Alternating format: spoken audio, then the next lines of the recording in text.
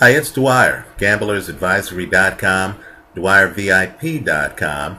On Roku, in the sports section, Dwyer Boxing and Sports News. On iTunes, one word, Dwyer Boxing News. Right? The vanity code for the channel on Roku is Dwyer Boxing News. Remember, one word. Remember, the opinion you should follow should be your own. Just consider this video to be a second opinion from a complete stranger online. Now let me just say, up front, I live in a multiracial world. Understand, in my inner circle, right, friends, clients, there's a lot of diversity, right, a lot of diversity, right, but, right, understand, and I believe black people watching this video understand what I'm talking about. In fact, not just black people, but I believe other minorities, Latinos, understand what I'm talking about.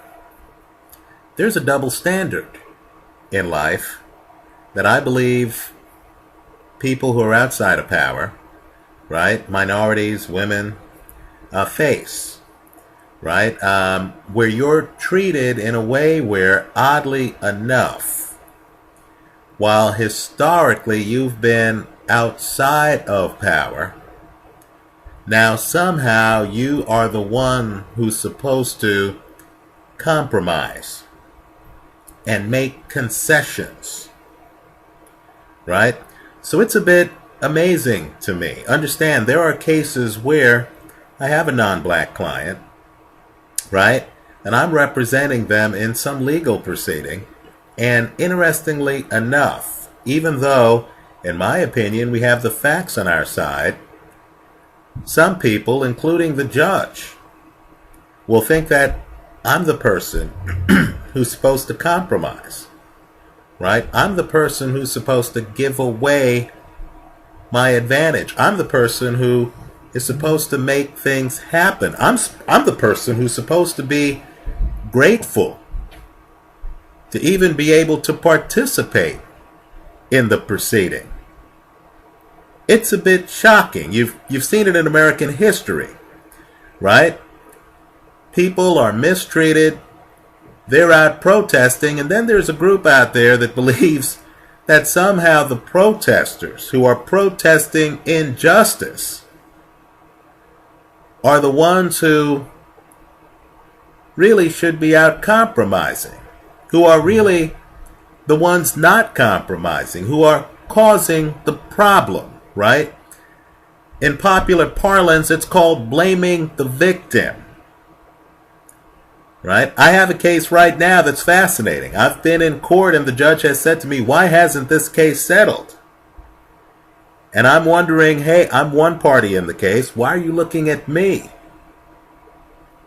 Right? Maybe the case hasn't settled because the other side feels they're entitled to something they're not entitled to. Right? Don't get me wrong. I'll talk with the client when I think we need to settle. But I'm certainly not going to do so simply because I happen to be the black guy in the room. Right? I understand the conversation is edgy. I understand it makes a lot of people uncomfortable. I've had people in the past come up to me and say, Dwyer, why do you talk about race? Well, because, in the words of Cornel West, race matters. It still matters in America. Well, let's talk about Stephen A. Smith and Floyd Mayweather, because I believe race matters in this context. Now, let me say this, right? I was raised in Queens.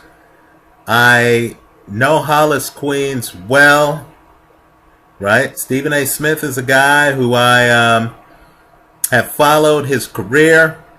I have the utmost respect for him. I have no doubt that Stephen A. Smith speaks his mind, right? I do follow guys from Queens in general. Guys from Brooklyn too, right? LL Cool J, Chris Rock, right? Not that I know these guys, but let's just say I know some of the places where they're from, right? And Stephen A. Smith is a guy who, was raised in Queens, right? I root for Stephen A. Smith. But I believe that the current status quo, the current world politic, even with a black president, is so unbalanced that it's easy for even well-meaning commentators, whatever their race, including black guys like Stephen Smith, right? Including me, quite frankly, to somehow fall into the trap of expecting the black guy in the room to make concessions. Now let's look at why Floyd Mayweather is not fighting Manny Pacquiao, right? What I want you to do is to question everything I say, right? This is an online forum. I would encourage you to use Google, to use Bing, to use whatever your search engine to confirm what I'm about to say. But understand that Floyd Mayweather agreed to fight Manny Pacquiao, right? The playing field should be level, right? Regardless of the race of the people involved, regardless of their backgrounds, the playing field should be level.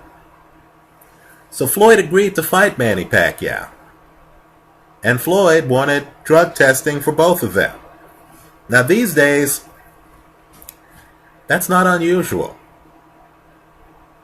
right? These days, aren't we demanding in team sports, right? Baseball, football, that players be drug tested. Why would that request be considered a big deal in boxing? Especially when the offer Floyd made involved both of them being tested for drugs. Keep in mind, they had agreed on the money. It was a 50-50 split. Floyd wanted drug testing. Should have been uncontroversial. Understand, if Manny Pacquiao agreed to drug testing, the fight would have happened years ago. He didn't. What we got was a PR campaign where we heard that Pacquiao was nervous about needles. Google it. Look it up. We even heard that Pacquiao believed that, having blood removed from him would weaken him. We got every excuse in the book. Now, in a perfect world, you don't blame the black guy for the other guy's excuses, do you? Unfortunately, that's not the world we live in. It's so ridiculous that, understand, at one point, Pacquiao's people said Pacquiao wouldn't fight Floyd unless a new arena was built on the Vegas Strip. Sounds ridiculous. If you question the veracity of what I'm saying, just Google it. So then, of course, time passes. The fight doesn't happen. Now, whether your name's Stephen A. Smith or John Doe, how could you possibly blame Floyd Mayweather for that fight not happening when Floyd agreed to an equal split with Manny Pacquiao and wanted a bilateral drug protocol? Floyd's not to blame for that. Well, the world changes. Mayweather's star starts to shine more brightly. Understand, folks, there's only one unbeaten fighter between these two guys. Right? That's Mayweather. So Mayweather really is the guy with the bigger box office. Forget the hype. I don't have to argue over who generates more pay-per-view buys, because that's something that's tangible. Right? You can actually look at the pay-per-view buys of Floyd's fight against Oscar. Understand, Manny's never had a fight like that. Never. Understand the concession Floyd was making, even though Manny hadn't proven his box office pull to be on par with Floyd's, Floyd was willing to have a 50-50 split of the money. He wanted a drug test. Pacquiao's people refused. Right? Later, Floyd revisits the fight. Floyd picks up the phone, calls Manny Pacquiao, who has never made $40 million for any fight in his career. Floyd offers Manny $40 million to fight him. Folks, let me ask you, if someone calls you and offers you the most money you have ever made for an event ever, is that person being unfair to you? Is there any fight right now that Manny Pacquiao can take where he would make $40 million? Let me point out too, that when you're offered $40 million and you have contracts with other people, let's say you have a contract with your promoter, out of that $40 million, you can pay your promoter to step aside. You can pay off the people who you have contractual relations with. Keep in mind, when it comes to step-aside money, you would give the money to your promoter. The promoter gets the money without even promoting the fight. So understand here, Floyd Mayweather made a $40 million offer to Manny Pacquiao. Pacquiao turned it down. Understand, this is that case where we're blaming the black guy. Why? Because, let's face it, in the history of the United States, that's been trendy. Right? That seems to be acceptable. Now, when Stephen A. Smith is talking about Floyd dodging Manny Pacquiao, give us context, Steve. Okay, talk about how Floyd wanted drug testing, Manny didn't want the fight. Talk about how Manny's people wanted an arena built before agreeing to the fight. Talk about how Manny turned down a $40 million deal. You tell me, when is the black guy, and I'm mentioning race because it matters, when is the black guy allowed to walk away from a failed deal? Right? I show up, I'm ready to fight the other guy, I want drug testing. The other guy doesn't want drug testing. Okay, great. Later on, I offer the other guy $40 million to make the fight happen. Right? Ask yourself, who in boxing history has made $40 million off a fight? The other guy turns me down. When am I entitled to then say, okay, well, this deal has failed. I'm only in my prime or in, my peak years to box at an elite level for this period of time. When am I able to then turn around and fight other people, such as current champion Amir Khan? When am I allowed to do that? If you believe Stephen A. Smith, I'm never allowed to do that.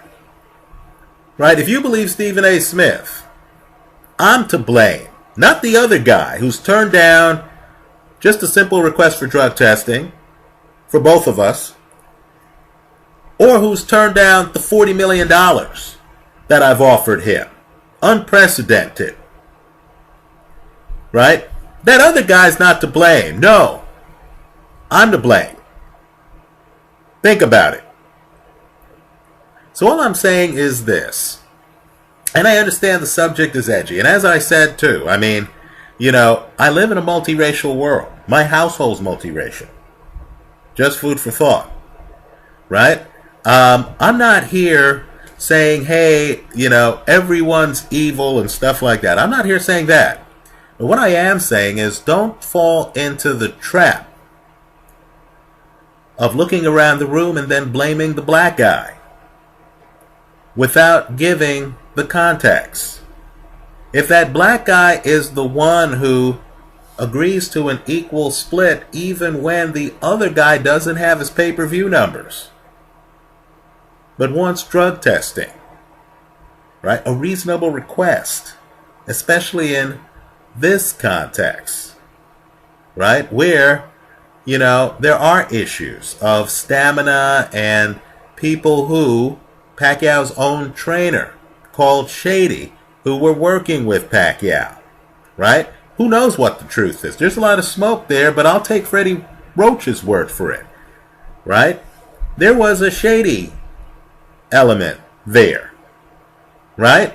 So, when the black guy says, hey, you know what? Let's remove any cloud. Let's have bilateral drug testing. And the other guy refuses. Why would any commentator claim that the black guy is not giving fans what they want? Right? When the black guy says, hey, I'll pay $40 million. Just sign the contract. Let's fight. You take care of your promoter. Right? I'll have the money wired to you. And the other fighter decides that's not a deal he's going to accept. Why do we blame the black guy for the rejection? Right? I know there are many black professionals watching this video who know exactly what I'm talking about. Let me point out. I can tell you I've been in scenes where I've been the party trying to reach a win-win deal with the other side. Right? I've been treated like the hired help. And then incredibly, right, the other side then starts arguing that I'm the person preventing the deal from taking place. You know what? I'll prevent that deal from taking place 7 days a week. If Manny Pacquiao is silly enough to reject a $40 million offer to fight, then yeah, you're damn right that if I were advising Floyd Mayweather, I'd say, Floyd, go ahead and feed your family. Go ahead and fight other guys. Right? Because you've already made an above market deal. You've already made an above market offer.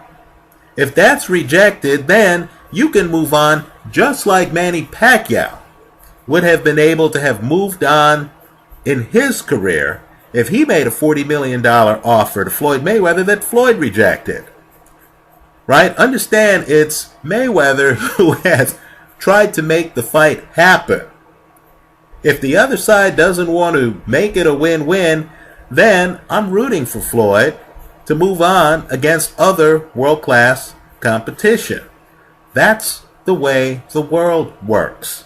Stephen A. Smith, as much as I respect him, shouldn't be blaming the black guy in the room when the black guy is the one trying to make the deal.